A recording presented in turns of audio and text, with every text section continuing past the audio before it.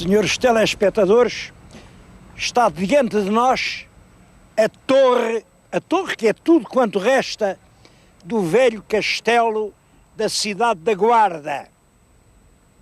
Não vou fazer a história da Guarda, porque já a fiz, mas venho aqui para acrescentar qualquer coisa ao que então disse.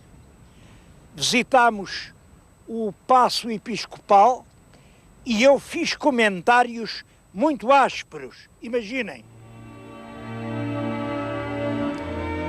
Ora bem, quando se faz uma crítica e quando deixa de haver razão para a crítica, também se deve dar notícias.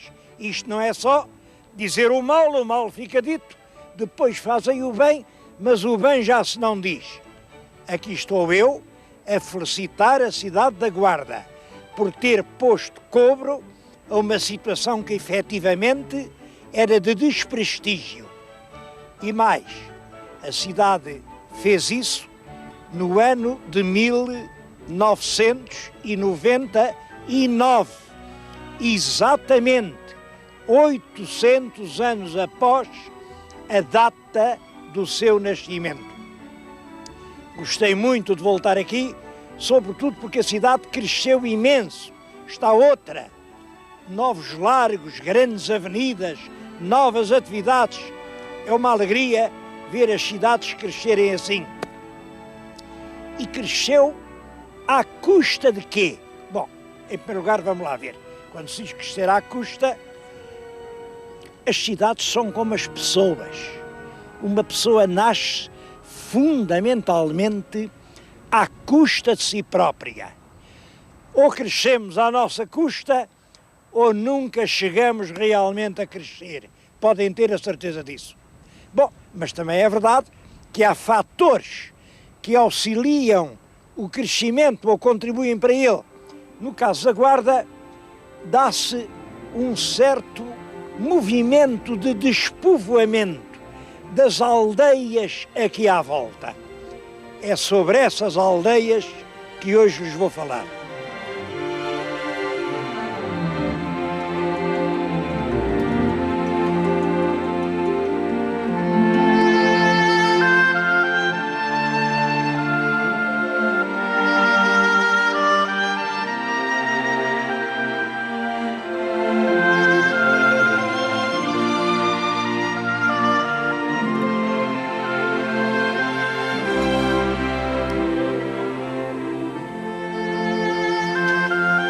Para começar, eu escolhi um lugar que acho particularmente emocionante. É uma vila morta. Isto já não é uma terra. É já só o cadáver de uma terra. Estas pedras outrora foram lares. Era a antiga Vila do Jarmelo. Antiga e antiquíssima. Eu não sei se os meus telespectadores viram daquele lado aquela vigia. Aquilo é um posto para à volta vigiar os incêndios.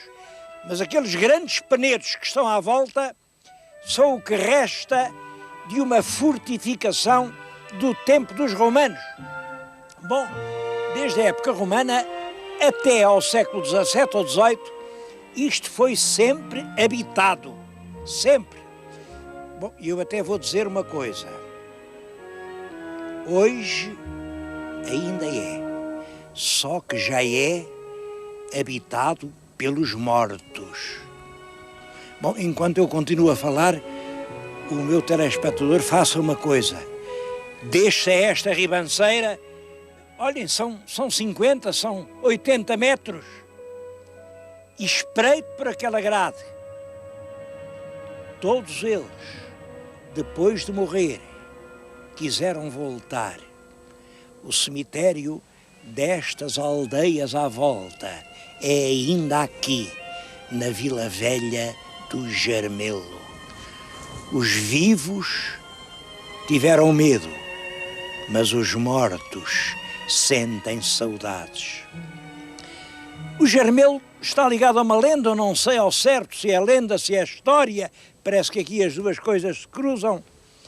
No século XIV, o senhor do Germelo era um grande fidalgo, orgulhoso, conselheiro do rei, era o Pero Coelho. Pero Coelho era o homem que mandava nas justiças. E foi ele quem disse ao rei Dom Afonso IV que para preservar a paz portuguesa, para impedir que este país entrasse em guerras com as quais nada tínhamos que ver, mas onde sempre pode morrer gente, para acabar com tudo isso, o melhor era sacrificar a vida da linda Inês de Castro, porque a linda Inês de Castro estava lentamente, mas a arrastar o nosso infante Dom Pedro, que era o herdeiro da coroa, estava a arrastá-lo para a terrível aventura que era a guerra pela sucessão no trono de Castela. Dom Afonso IV sacrificou Inês à paz ibérica, mas naturalmente o Dom Pedro não perdoou. E a todos os homens que colaboraram na morte da linda Inês, conseguiu que lhes fossem entregues, isso é uma longa história, e mandou matá-los cruelmente. Não só às terras onde eles moravam, mandou arrasá-las. Ora bem, o Pero Coelho era aqui o senhor desta linda vila do Germelo. Ele mandou aqui os seus soldados e, a ferro e fogo, a vila ficou um mar de ruínas. Isto é lenda, mas é verdade que o Pero Coelho era senhor desta terra. Não sei até que ponto é certo que a população foi-se embora. Estão lá embaixo em aldeias lindíssimas. Eu sei os nomes de algumas. Estão na Devesa, estão numa aldeia chamada Ima. O que é que isto quer dizer? Ima.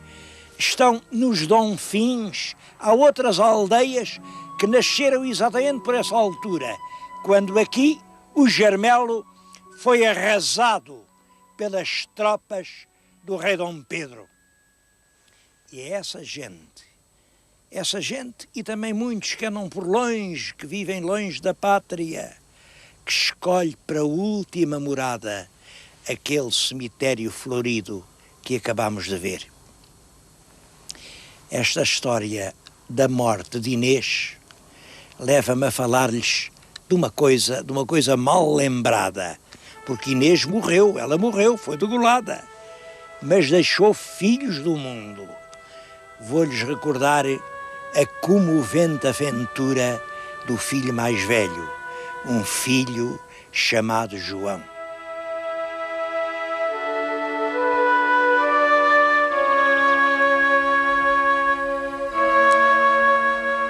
Pretendia, antes disso, mostrar-lhes um monumento muito curioso.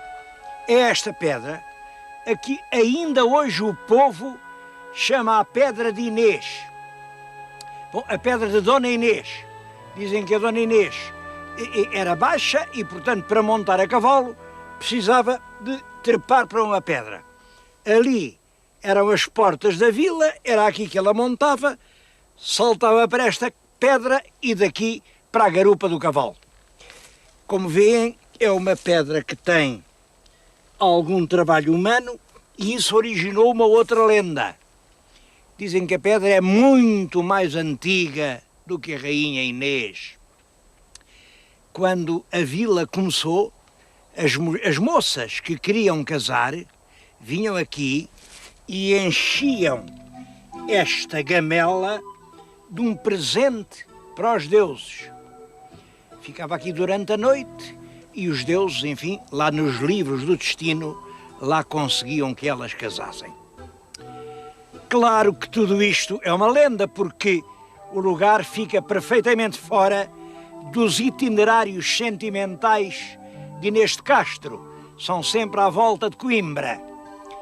De qualquer maneira, hão de concordar que esta lenda da Pedra de Inês de Castro é uma linda lenda que interessa conservar.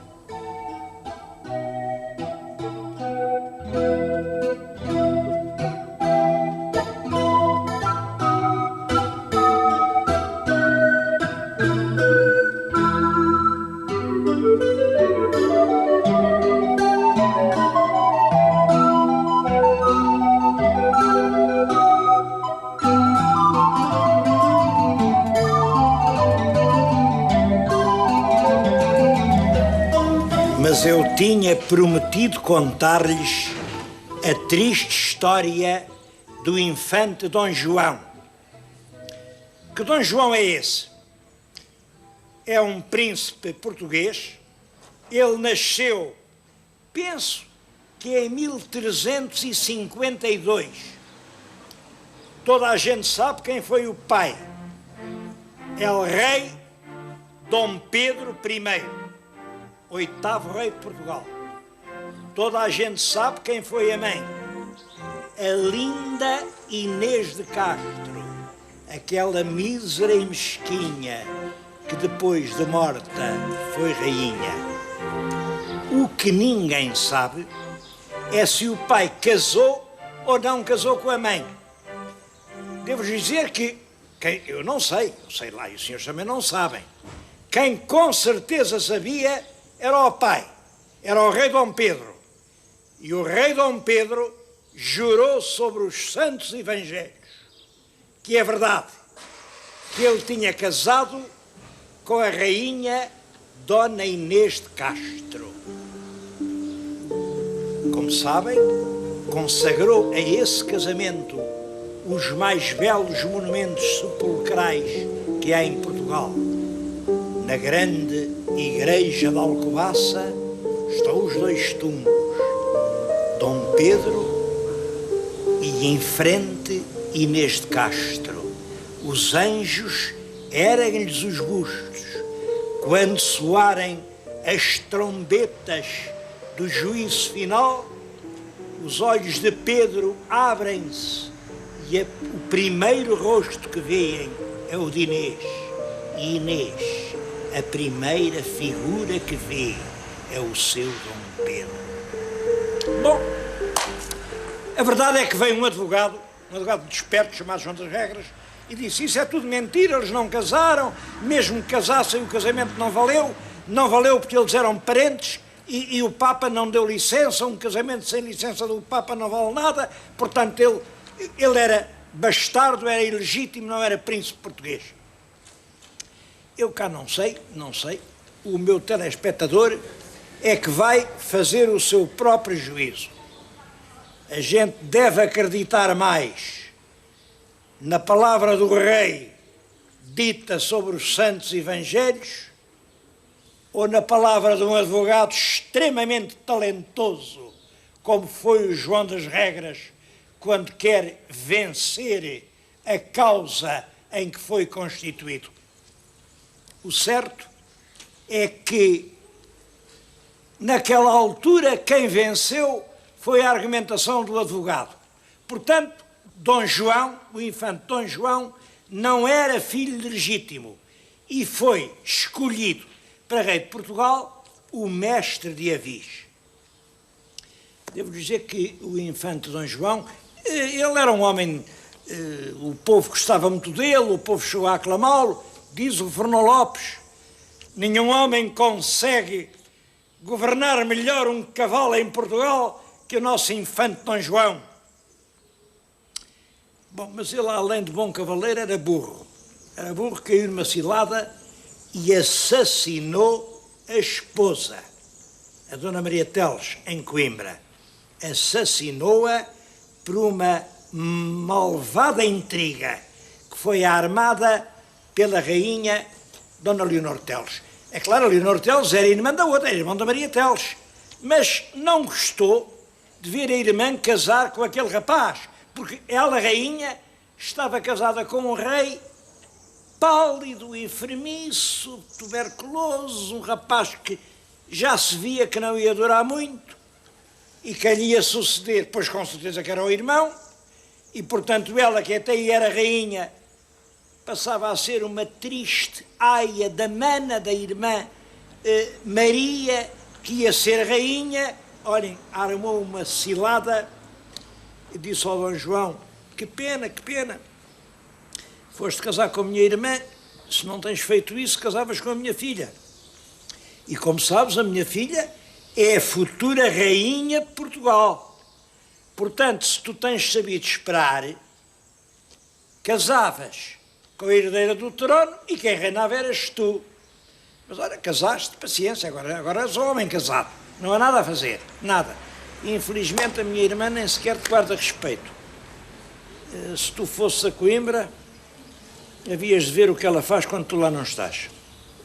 E enquanto a rainha Leonor Teles dizia isso, um irmão da rainha afiava um punhal, afiava. E entregou ao infante Dom João. E disse: senhor infante, vai esta noite mesmo a Coimbra. O que é que um homem vai pensar? O infante, no fundo, o que ele queria é ser rei. Galopa para Coimbra, chega lá, arromba as portas do quarto. A mulher era uma boa mulher, tudo o que lhe disseram era mentira, mas ele não quis saber de histórias, apunhalou-a para ser rei. Mas é claro, quem mata a mulher, a rainha disse: aqui del rei, mataram a minha irmã, este homem é um assassino. Perseguiram-no e ele teve que vir aqui para a Espanha, fugido, porque realmente era um assassino da sua própria esposa. Foi por isso que ele não foi rei de Portugal. Andou por aqui.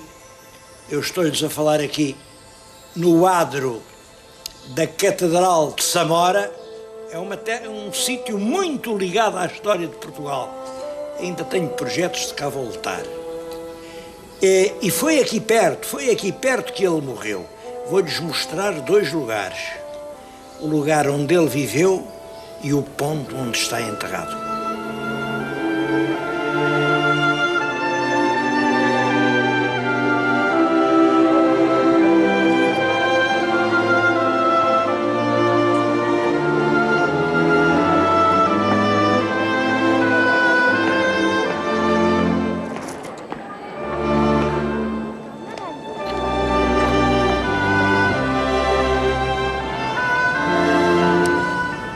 Quando o mestre Avis foi aclamado rei de Portugal pelos representantes do povo português, o infante Dom João cometeu um segundo erro. O primeiro foi ter assassinado a mulher. O segundo foi ter-se passado para o serviço do rei de Castela. Veio com ele, veio no exército, atacou forças portuguesas. É claro que isso liquidou completamente as suas hipóteses políticas em Portugal.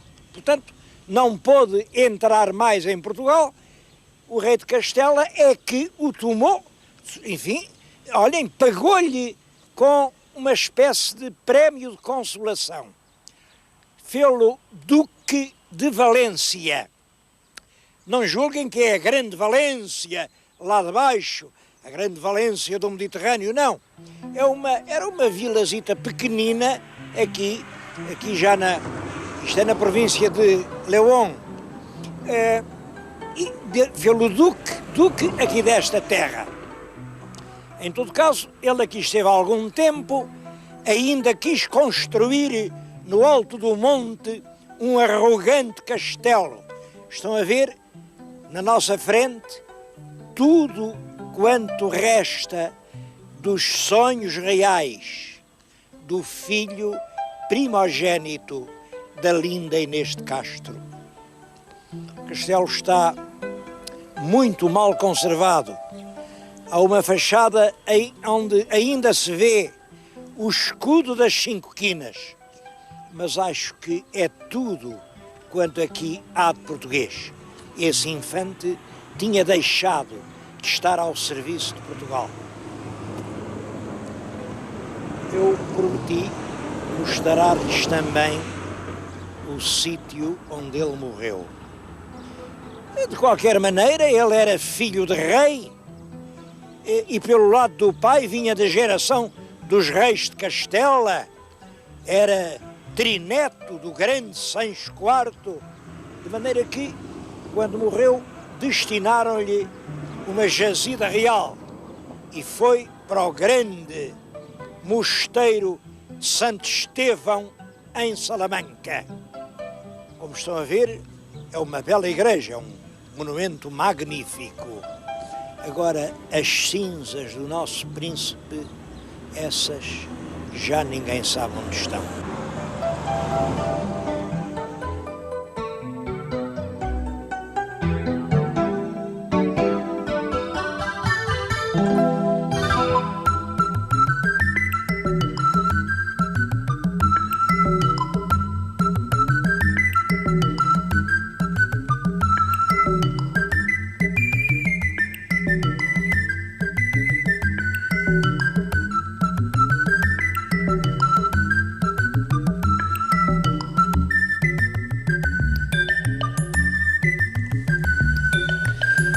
Bom, mas este programa não era tanto para falar do filho de Inês de Castro como das nossas aldeias agonizantes. Eu bem sei que há muita gente que diz isso é um processo que não tem regresso, isso tem que ser assim. Também há muita gente que pensa que este relógio está certo. O que está errado é o sol. O sol é que está errado. Por isso é que ele não aponta a hora certa. Estas aldeias têm vida, e mais que vida, têm futuro. Por toda a Europa está a ser cada vez mais forte o movimento de regresso às origens. As pessoas, como no poema do Junqueiro, deram volta ao mundo, deram volta à vida, e agora querem regressar ao carinho dos seus lares. Há gente que quer voltar. Oxalá encontrem as suas casas de pé.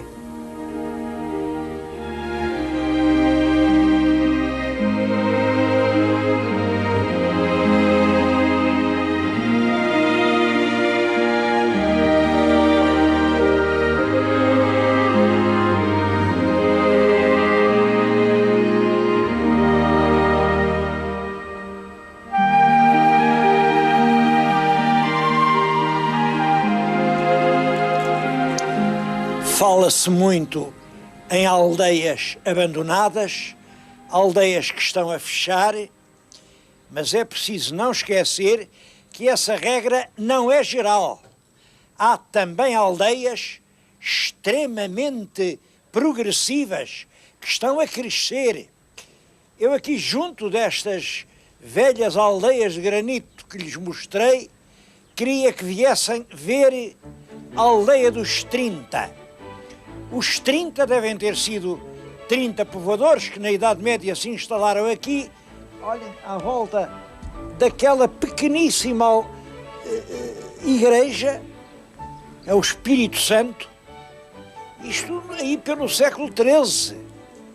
E depois foram ladeira acinda, fazendo as suas casas, e ao mesmo tempo que ocupavam, trabalhavam a terra, eles dedicaram-se a um tipo de indústria.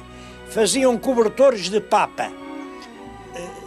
Os meus telespectadores ainda se lembram disso, do cobertor de papa. Era um cobertor com muita lã. É claro, com um frio destes, era preciso um grande cobertor. Hoje já não fazem cobertores de papa, já ninguém usa cobertores de papa, mas continuam a fabricar excelentes cobertores, fios para outros lanifícios. Há aqui na aldeia 4 belas fábricas que empregam mais de 400 pessoas. Resultado, daqui ninguém teve que se ir embora, aqui ninguém deixou cair as casas, e a aldeia dos 30 é um animador e encorajante exemplo de progresso.